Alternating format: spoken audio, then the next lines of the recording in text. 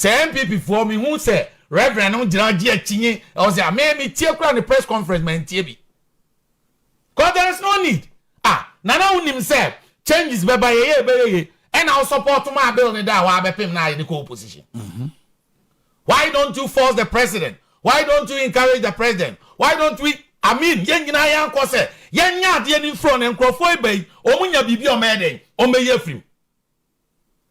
And then at the bia ye twen ma BBC near you so the score political points. Officer omo de share Akufo Addo na Akufo Addo sanya.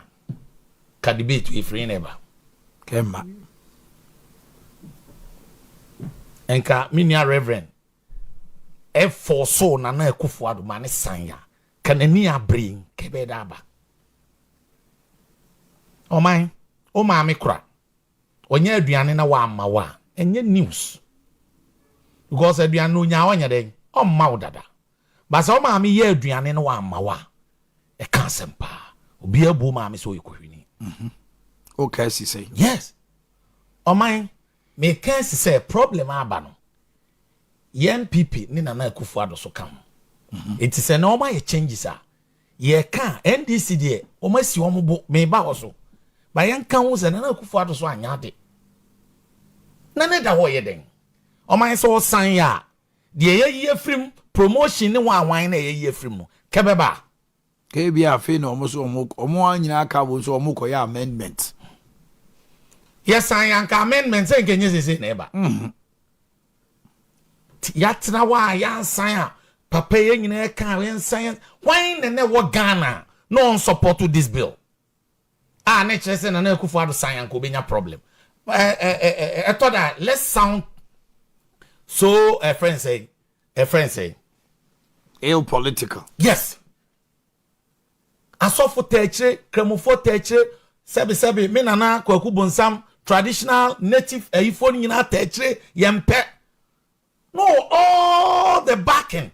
Even though Satam or Yesadi and Kra can change the narrative of our elections. I think you are aware. Yeah. Mama yan kanu krenche yon.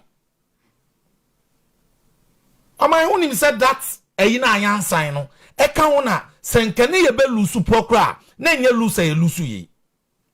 Because all the religion association wine and then support. Still papa is one sign. Instead say yes you be force say ade no ebe ma party na conform election e your mind na here ade we pian ye support us ye man bre to extend say court to kra na ye tachiri me de o man time Mandela omo ye negotiation ne word we ye me the party de bia me to me hofo e wi ase o kan no kra kire onu afekire ne ka kire no Mandela omo ye negotiation na ne nkrofo concern ye sebe omudi nkwasi asem sese na ekroba akomkokuku bibifo anom support abrofo no ne ayi a BBC ni ada media in friend okohwe na wo se Mandela yeden ekasa na okono baby okoyen maami bi man note o de man ye no atro mi se madima e wo se yeko yenya den kwa na wo se yeko na I remember say ohwe now ready almost story now. Mandela eko national television. Ma mini statement no ede o kan first. Say o ba ma mini man statement bi na say na ma me ka kire so wonka. Na emu mo pese o ka kire ne nkrofo say ade amo ye na nye enye. Ye negotiate ti munyai na mo ma ye nyina ye nkoto aba. Na bre no duru a mo mpie nkoto aba na ANC emeje o man nye den. Ehwo ne mra no be ye dia. And this particular advice, echo South Africans, Simo Muja Antokwano, ya no mkoto aba Mandela be president. Ni me pese me catch and crofoni bi no. Se etoda, san your man enye, momi en featuring en country ni pado. Because my sabe we say president sign ya. Ka elections no kranka narrative ne change outright. Kone the concern of general public, the whole Ghana. Anye. O man na ye konwa ye den. When these streams on bomb on on the other hand, and this is also a hypocrite. On my time NDC answer say Nana Akufo Addo say ye were certain areas bi ho or see a remnant ki change ni kakra am me boa and some George and changes bi anim ade na ye good one values then enti e den and net the dru omo so de omo so akoye changes these two parties who is telling us the truth because I remember say Nana Akufo Addo and his team say no and your money boy restriction here too strict enti you say you by you him then ki consider and your money boy I remember say media dey kra na oman erezi yeah so be kai we media man say ade na media man e bia wakọ hu bibia obeka o say yemfa nkotum but na NDC insist say no e was say ye kan nyina bom oman e den na asia and na de aduru na aban so de ho de also akoye free with no sanction so oman why na e kan okra kire Ghana we are still thinking about partisan friends say ideologies ade e be mama we ni power ade e be ma we ni power ade e be ma we ni power but ade e be ma oman ni nyina ye ma oman fo ho ato no de obi ane ho why na age ye ho oman sa change so na mo di asem anoman yenim konfo a wasesa oye sofo kese o Ghana bebre into obi a gay a ontimi nsisa obi a lesbian ontimi nsisa oman yenim lesbians a omasesa na omko churches etufu yenim gays enti so obi a ye gay no ayare obi a woso ne to ameto ye buogum na doctor ko hena wo si yanchi doctor no sa time na mo se Nana Akufo Addo sign no force ade ne de mbayi wa frim oman no mo nka no krenche ye politicians amon kan no krenche it's hard time was ya rise for our right or see a kan no question say new money boa enka NDC raise NPP time raise say oh section 3 boa ye hwemu yi enka mo gitum kra so e ya no kra hwema kan e wan be ka wa asem wi ye wie but sata mo say no chinchina or see a sign or say president sign aden and net de wo de wo so yi ba bia frim Ama say obi ya onya problem no ega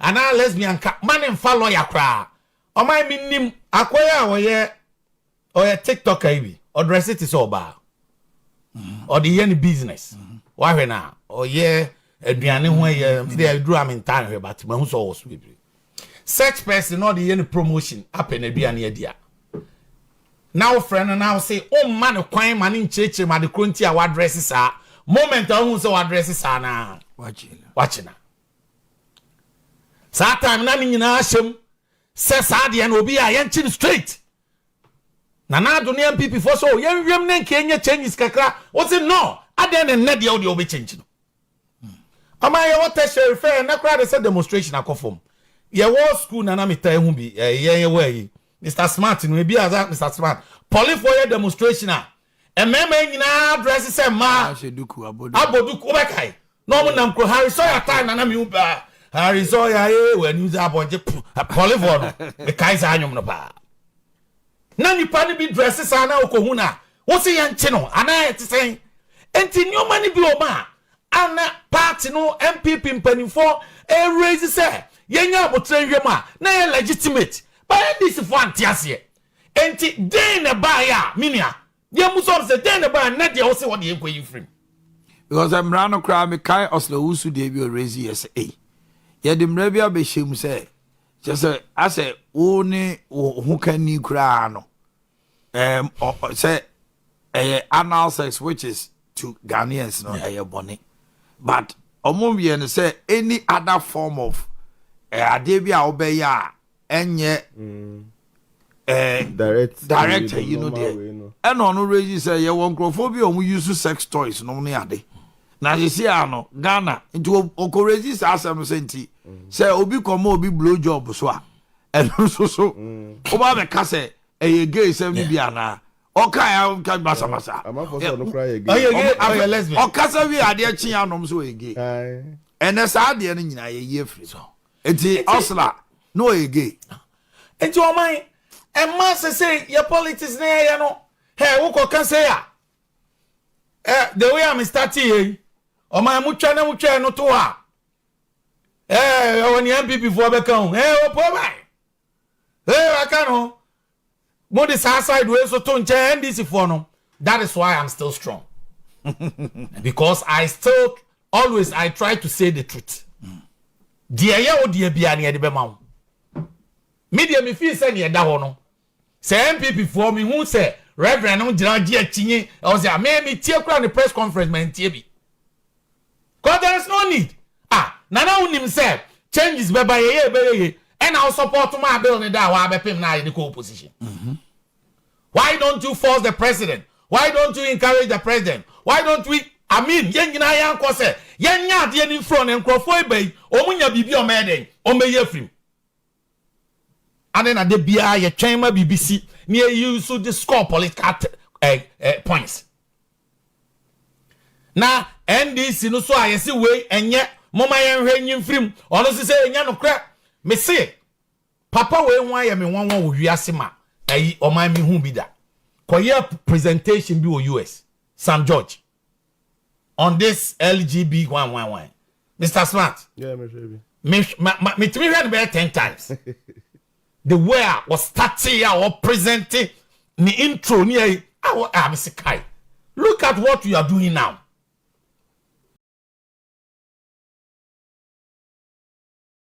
Nti sometimes I kasa ni nyina na ye for dem o man. So de wadam for no ye busa no maye. Ko kasa gidi one values. One me say o kasa mi jo na abrofo no kwat mi sa fere no mu nyina convince. Nen ne hwe ne ye wote wa wokeka. Any defense awode ma. Enti e ma me tena kasa are we doing better for Ghana? And I said politics in tini yes sir. So, into my both parties, both parliamentarians, they are not helping us.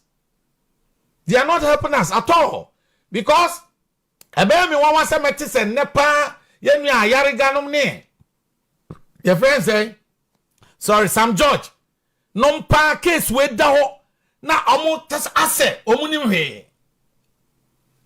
Esan yemi one say na Afenyo markins. Any Reverend Numani Abrese, Kawase, Yadi Bibisham, Abrania, Yadi Shem Yasaya, Kayasai. Probably I make me for. Yasaya, Kayasai. Oh, what do you say? Azan will be banned over free. I have another contour. I have another contour. Yeah, free money be needed. If he say, you depend on any question, a mistake. See, an Ntim ka we ama. Sa suna, and this Forson to me, you see for almost points.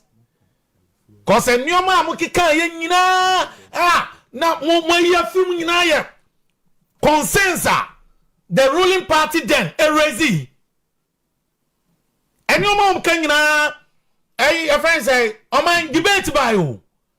Doctor there, promotion there, lawyers there, by no. This expert there, won't mean cancer what there. Banam tiasie, then the Mako ye film. Nina your politics, obia opposition and asemko. Onya power and asemko. When are we going to think about Ghana? Intermediate, am I? Baby, I don't know. Oman is so move by me there.